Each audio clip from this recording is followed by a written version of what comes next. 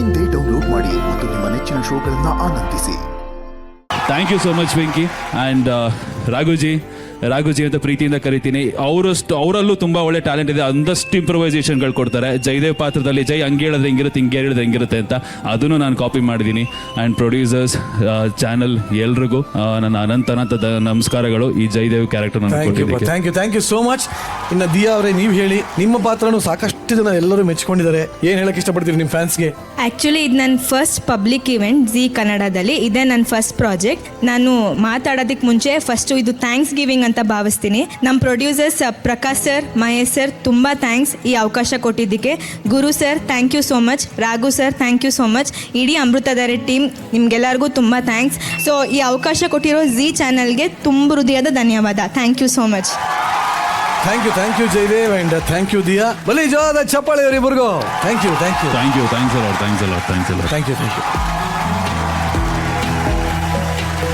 S, ಇನ್ನು ನಿಮ್ಮ favourite ಮಲ್ಲಿ.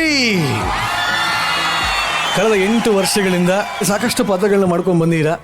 ಸೊ ನಿಮ್ಮ ಒಂದು ಜರ್ನಿ ಬಗ್ಗೆ ಏನು ಹೇಳಕ್ಕೆ ಇಷ್ಟಪಡ್ತೀರಿ? ಜಿ ಕನ್ನಡ ನನಗೆ ಮೊದಲನೇ ಸೀರಿಯಲ್ ಕೊಟ್ಟಿದ್ದು ಗಟ್ಟಿಮೇಳ. ಸೊ ಗಟ್ಟಿಮೇಳದಲ್ಲಿ ಆದ್ಯ ಅನ್ನೋ ಒಂದು ಪಾತ್ರ ಮಾಡಿದ್ದೆ. ಅದು ಕೂಡ ತುಂಬಾ ಮನೆ ಮಾತಾಗಿತ್ತು. ತುಂಬಾ ಪ್ರೀತಿ ಕೊಟ್ಟಿದ್ರು ಕರ್ನಾಟಕದ ಜನತೆ. ಹಾಗೇನೆ ಅಮೃತಧಾರೆಯ ಮಲ್ಲಿ ಪಾತ್ರ ಕೂಡ ಒಂದು ರಿಪ್ಲೇಸ್ಮೆಂಟ್ ಕ್ಯಾರೆಕ್ಟರ್. ಇಷ್ಟೊಂದು ಪ್ರೀತಿ ಸಿಗುತ್ತೆ ಅಂತ ಹೇಳಿ ಡೆಫಿನೆಟ್ಲಿ ಗೊತ್ತಿರಲಿಲ್ಲ. ಆದ್ರೆ ಕೊಟ್ಟಿರುವಂತ ಪ್ರೀತಿಗೆ ನಾನು ಯಾವತ್ತೂ ಚಿರಋಣಿ. ಥ್ಯಾಂಕ್ಸ್ ಟು ಜಿ ಕನ್ನಡ, ನಮ್ಮ ಪ್ರೊಡ್ಯೂಸರ್ಸ್ ಆಗಿರ್ಬೋದು, ಗುರು ಸರ್, ರಾಘು ಸರ್, ಹಾಗೇನಿಂದ ಇಡೀ technical team and all the artist.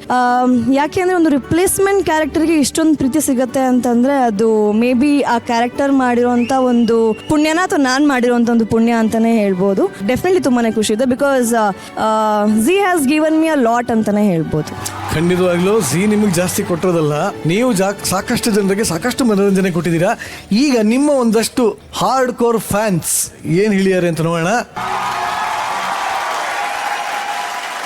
ನಾನೇ ಎಮೋಷನಲ್ ಆಗ್ತೀನಿ ಅಂತ ಅನ್ಕೊಂಡಿರಲಿಲ್ಲ. Because they are my support system. ನಾನು ಊರು ಬಿಟ್ಟು ಬೆಂಗಳೂರಿಗೆ ಬಂದು ಇಷ್ಟನ್ನೆಲ್ಲ ಏನೋ ಮಾಡ್ತಾ ಇದ್ದೀನಿ ಅಂತಂದಕ್ಕೆ ಅವರೇ ಕಾರಣ.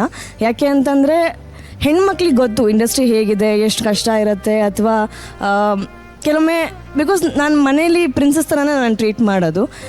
ಬೆಳಿಗ್ಗೆ ಎದ್ದು ಕೂಡಲೇ ಬಿಸಿನೀರು ರೆಡಿ ಇರುತ್ತೆ, ತಿಂಡಿ ರೆಡಿ ಇರುತ್ತೆ. ಇಲ್ಲಿಗೆ ಬಂದು ಅದೊಂಥರ ಕೆಲವೊಮ್ಮೆ ಫೀಲ್ ಆಗುತ್ತೆ, ಅಪ್ಪ ಅಮ್ಮನ ಬಿಟ್ಟು ಬಂದಿದ್ದೀವಿ, ಅಣ್ಣನ ಬಿಟ್ಟು ಬಂದಿದ್ದೀನಿ ಅಂತ.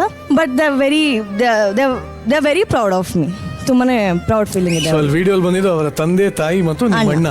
ಹಾಗೆ ನನ್ನ ಮಗು ಇತ್ತು, ಅಲ್ಲಿ ಡುಗ್ಗು ಇತ್ತು, ಬೀಗಲ್, ಶಿ ವಾಸ್ ಸ್ಲೀಪಿಂಗ್. ಅಚ್ಚಾ ಓಕೆ. ಬಟ್ ಆಕ್ಚುಲಿ ಇನ್ನೂ ಒಬ್ರು ಫ್ಯಾನ್ ನಿಮ್ಮ ಜೊತೆ ಮಾತಾಡ್ಬೇಕಂತ ತುಂಬಾನೇ ವೆಯ್ಟ್ ಮಾಡ್ತಾ ಇದ್ದಾರೆ. ಎಲ್ಲಿದ್ದೀರಾ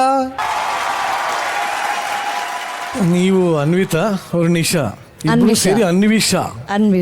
ಹೇಳಿ, ನಿಮ್ಮ ಅನ್ವಿಷಾ ಬಗ್ಗೆ ಹೇಳಿ.